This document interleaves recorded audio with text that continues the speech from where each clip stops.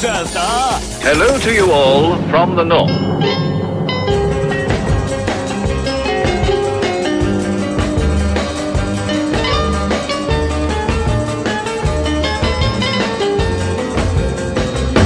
I hope we had a good weekend and all that. I must say I did. I went to the Seaside on Saturday and I wish I'd stayed there after coming back to watch Man City lose in spectacularly inept fashion. I don't to QPR on Sunday. Well done, Blackburn. But anyway, at the Seaside I was struck yet again by the massive over-availability of fish and chips. In fact, there's a massive over-availability of fish and chips in this studio when Uncle Tone is working on it. And he lives at the Seaside. You'd have thought he'd had enough, wouldn't you? But there you go.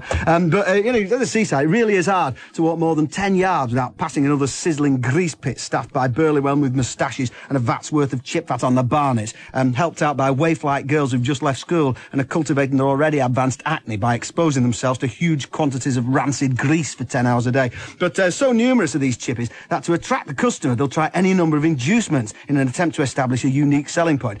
Some make out the traditional purveyors of fine seaside cuisine, old Granny Appleyard's Oldie English chip potato emporium, frying nightly on these premises since 1908. Yeah, by the looks of it, without having changed the lard once. Traditional fish and chips, just like Granny used to make. Oh, great, cold congealed and covered in the ash from a woodbine. And then I saw one chippy that advertised wet fish also available. Wet fish? Well, slam the brakes on our kid, we can't pass that. And then there's a row of chip stalls on the promenade, all facing the sludge brown waves. And yet one establishment has a big sign sporting the boast, best view of the sea. Well, you know, says who? What makes their view of the foaming sewage outlets better than that from the adjacent shop? And does the adjacent shop have a sign on order proclaiming second best view of the sea? For best view, why not try next door? Another interesting tactic was the huge placard advertising fish and chips, complete with a large photograph of a plate of fish and chips, serving suggestion, just in case you'd forgotten what fish and chips actually look like. Brilliant! So I thought, well, I'll go for that one. Not that I eat fish anyway, so it's all pretty academic, and I only wanted a chip muffin, but it was the principle somehow.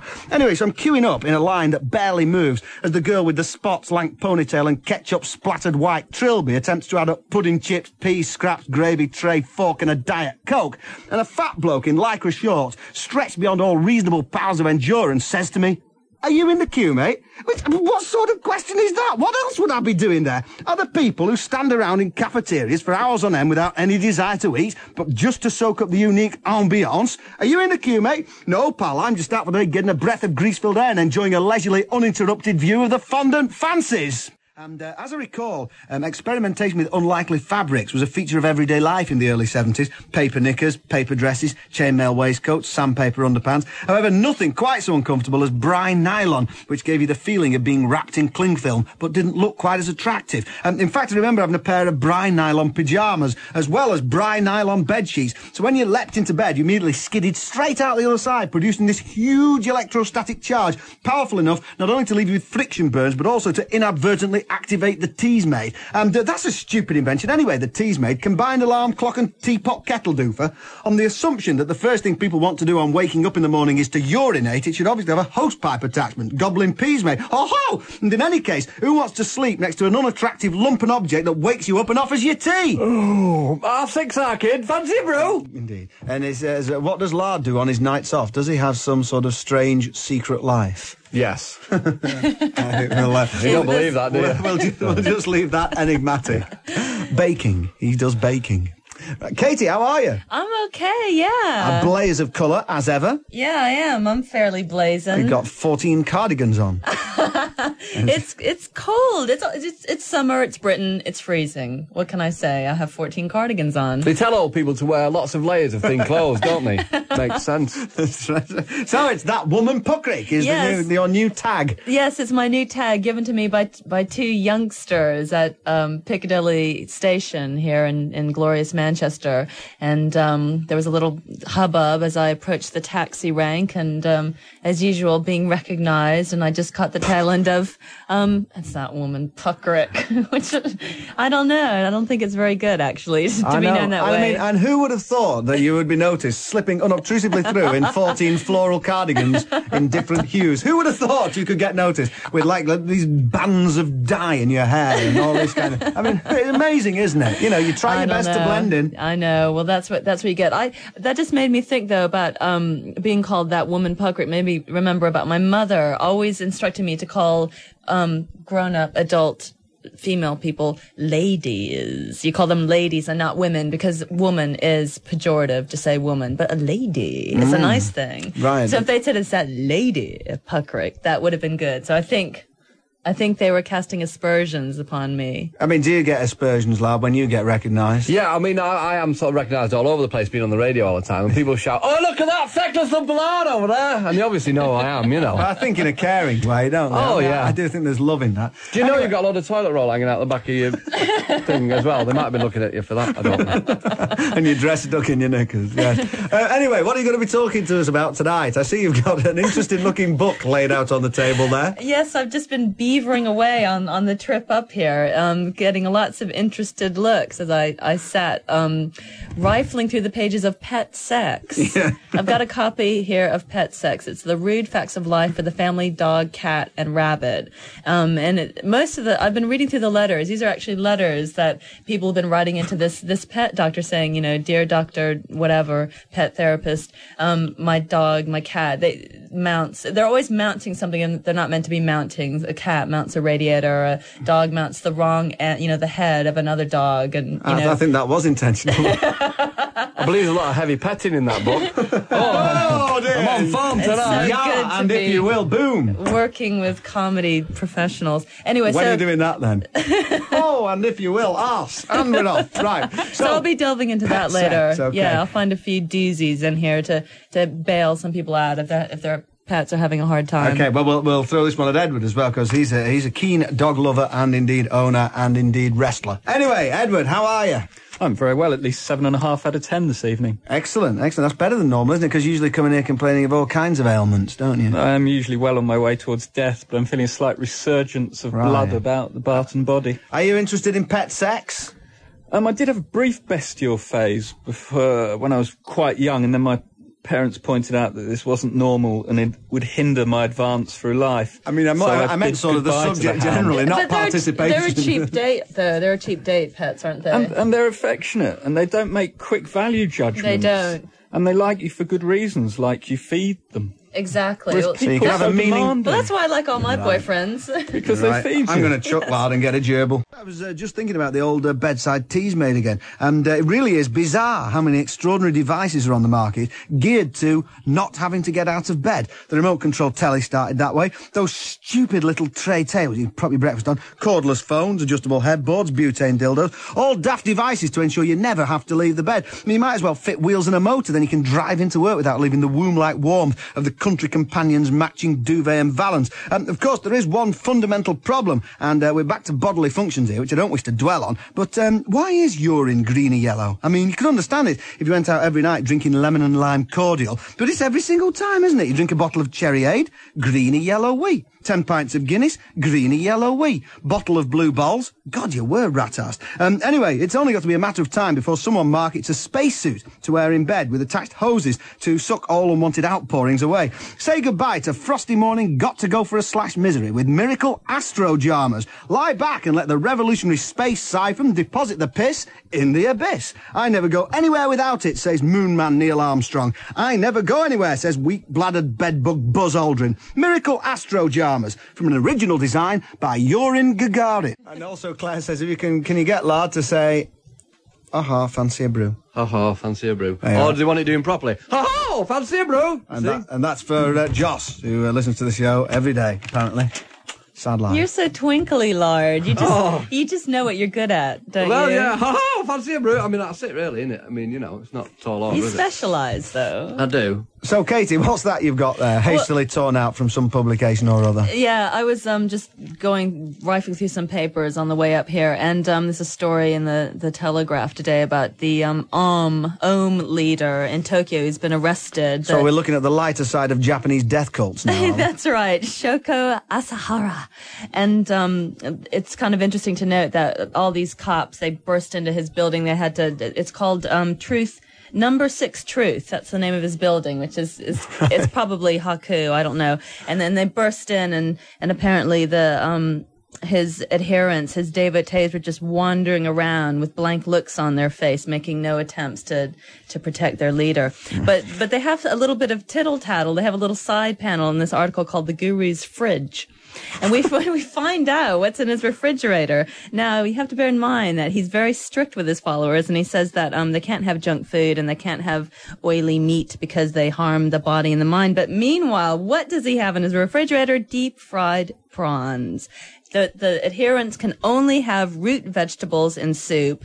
Meat and fish are banned, but he's snarfing down the old fried prawns. He's got potato chips. He's got orange juice. And get this, I like this little tasty tidbit. Meanwhile, his followers can only have special water treated with electric waves or Asahara's bath water, which he remarkets to his constituents as Miracle Pond. Oh, God. On draft. It's served on draft in the club bar. Got a good head on it, though, apparently. Apparently so. But I tell you, another thing he sells to them, apparently, is that because they have to tune into his thought waves, you have to buy a headdress made out of wires and bandages, and then he can commune with you like that, so you walk around in this thing. The other interesting thing about him was actually they'd searched the building before, and like 2 months ago, they tried to find this guy, and they went to number 6 Truth Street, or whatever it's called, and they couldn't find him there. And the reason they couldn't find him is because he's got his own room, which is between the second and third floors. That's right. Well, they found him in the secret bunker. And in fact, the way that they located him was that they followed his followers' cars that were carrying loads and loads of melons because melons are his favorite food. So they just followed the mysterious shipment of melons. Clever that. Brilliant. Melon gas. And it led. So in between the melon eating and the Miracle Pond drinking, I don't know. It's all go in Japan. Indeed. So we're going to have some pet sex later. Yeah. Or tips for any pets tuning in at this time of night. But what about your fabulous glittering showbiz lifestyle? What have you been up to? Oh, well, I went to this function a while ago. I was invited, I was sent an embossed card inviting me to a BBC Two artists and contributors reception. Notice that you weren't there, but then again, you're not. No, we're not on BBC Two, are we, Arky? You're not on BBC Two. Not yet. However, we are, actually. Are we? Yeah. Are we? Oh, we are, aren't we? What do you mean? Doesn't matter. Go on. I'll tell you later. All right. Well, anyway, I wandered in. I was on my own. I felt a little dwarfed. Not just because I'm 5'1", but just because I didn't really know anybody, and it seemed like lots of cheeses were there. Mark Lamar was there, and Magenta Devine, and Jules Holland, and Frank Skinner, and David Baddiel, all these people, and everyone had name badges given to them. But the really cool people didn't wear their name badges. But I wasn't one of them, so I wore mine. But I noticed that the name badge they gave me misspelled my name. I just felt so unimportant. So I was definitely low man on the totem pole that evening. I think you arrived when your name's spelt wrong, I think. Do you think? You're just trying to make me feel better. No, Mark. I think there's irony implied there. I think that's sort of postmodernist deconstructivism. It was spelled wrong, and then I went in and it's just a mistake. Well, I looked around, and there were framed photos of all of the artists and contributors, all in their respective shows. Yeah. Looked around for a shot of the Sunday show team, me, Donna McPhail, maybe a few of the lads in the background. No picture at all. I just didn't even register. Is there not a life-size cutout of Lard in there, then? No, I've got that. I got that back. All right. When I go to the Tate Gallery, I always take my own painting. Just while I'm there, really. Pop Just it up, tape it walk up. around. Good idea. I should have Equip yourself. Right, okay, fairly good. We'll have another poem very shortly from Edward, and a little bit later on, more, well, we've not had any yet, but some pet sex with Katie. I'm sort of selling this hard, aren't I? It's a tantalising gobbet. It is that people will stay tuned for. Hello to you all from the north. I, on behalf of the British Broadcasting Corporation, would like to apologise for interference, but apparently we're okay now. Yes, apparently news has come in that listeners in the East Anglian area have had transmissions interrupted during the course of the programme. Lucky them. Indeed so, right. Okay. But, I don't know. Edward Barton is with us tonight. And you were pointing out, well, how could it be interrupted transmissions in East Anglia? Because it's too flat. There's nothing to interrupt it. I think they're lying. Was that the gist of your argument, was it? It was. It was the beginning, the middle, and the end of it in its entirety. Well, I think there it is, well and truly gisted, rather than wasn't it? Nub and gisted. We'll be waiting for his pet sex is upon us. I've just been cracking myself up here in the corner with some of these tales. I mean, most of them, to begin with, it looks like just animals are out for fun wherever they can get it. And, I mean, if you've just tuned in, this is a book. This is not the contents of Katie's filthy mind. Well, it is now. Yeah, Well, I'm it sorry. is, which soon will be. I will be quoting from a book called Pet Sex, and there's all manner of problems that humans are having with their animals. And the thing is, there's a certain amount of anthropomorphizing going on because they write into this pet therapist doctor, and they write things like, City is not normally a sexy dog, and then they say things like, Binky had a lascivious look on her face, and I think there's a certain amount of bambification going on here. But there are reports of love triangles with two cats and a teddy bear, and or owners worrying about their spayed animals and thinking maybe they should get some, or neutered animals and get some artificial equipment put on because that looks a bit funny, like if there's a short-haired dog with a bob tail and short fur and things like that. So that's a bit silly. There's also about a cat who's addicted to the smell of conkers, goes and sniffs a pile of conkers and gets a lascivious look on his face. Yes. But here's a few of the problems that caught my eye. Here's one about a very large dog. He's about 100 pounds. Large, and apparently, as well as being a perpetual flasher, he never misses an opportunity to try to mount me. This is the owner saying, fortunately, I'm a big chap myself and can usually keep him down, but unfortunately, I also suffer from a bad back.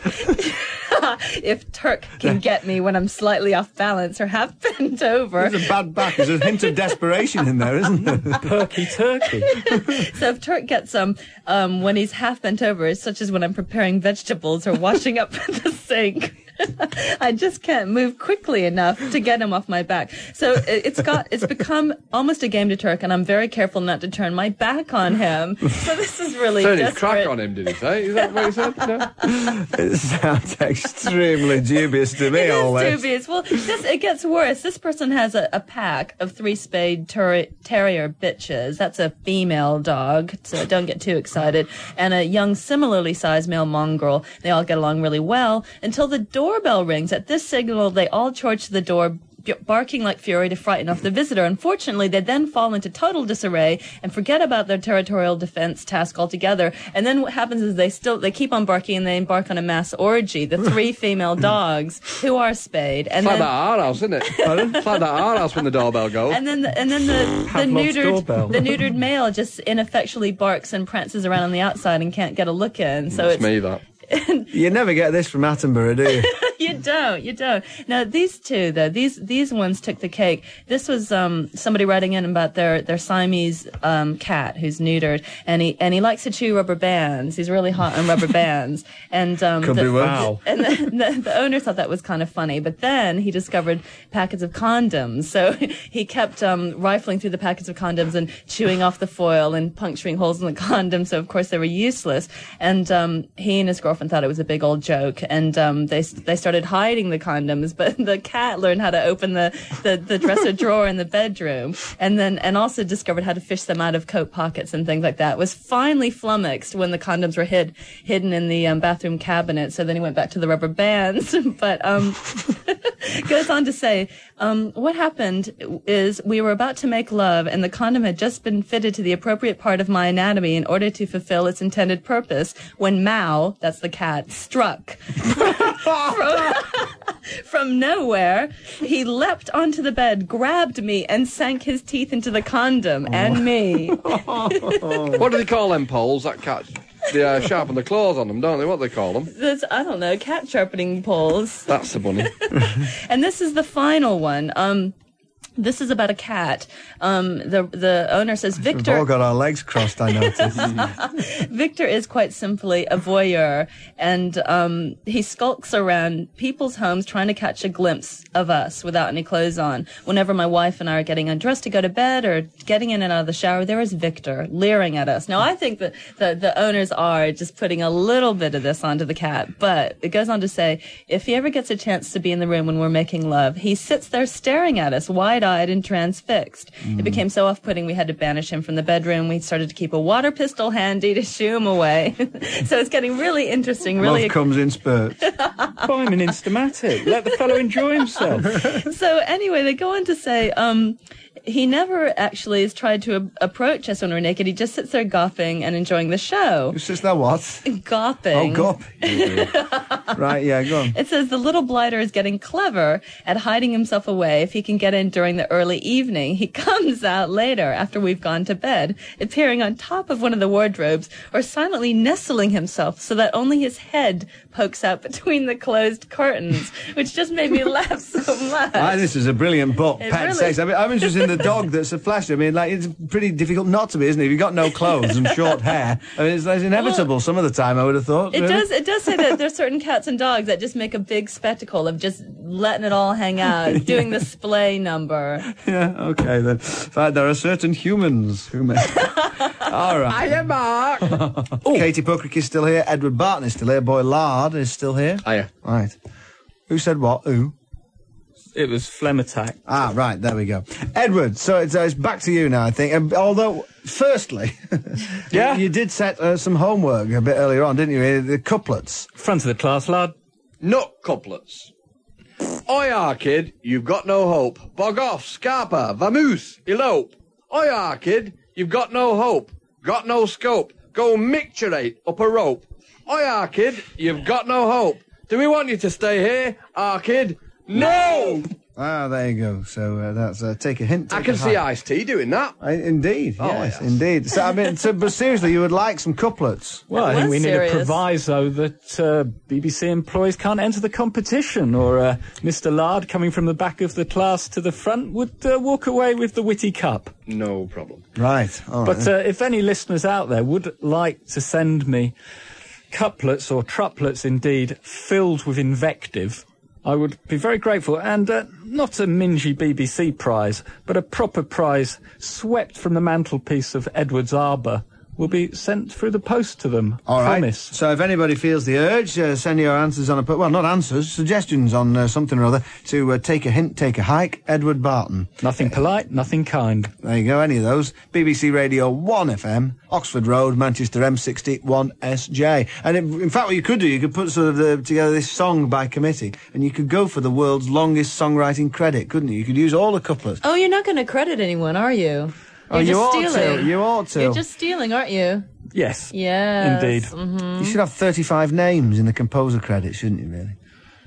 Well, if I did the tune, I'd still get 50-50, wouldn't Well, I? that's all right. I just want to see all the names written out there. So, Katie, what's that you've got there? I wanted to throw the floor open here to the Wonderbra question, because I was reading in the paper today that Sybil Shepherd was saying that the Wonderbra makes her feel, quote, sexy and stacked. It's a miracle worker, unquote. But a friend of mine was telling me recently that he feels completely cheated when he fondles his way onto a Wonderbra. He's rummaging around in some young lady's blouse and then finds that the only wonder is the bra itself, and he just feels like he's just got a raw deal. I mean, what do you think? Well, I mean, I think it's made a great difference to your body profile, hasn't it, Alki? Oh, aye. I think it really has. All those bits that were, No, you're thinking of Wonder Undies. Aren't you? That's what you're thinking of. Well, it's matching, isn't it? It's a Yeah. matching set. Oh. I don't know, this been sort of huge return to fashion, hasn't there, for this, to sort of uplift? Well, yeah, get them right up there, something to rest your cocktail on or something. Because the sort of the Rufus nail bag look had been in for some time before that, had it not?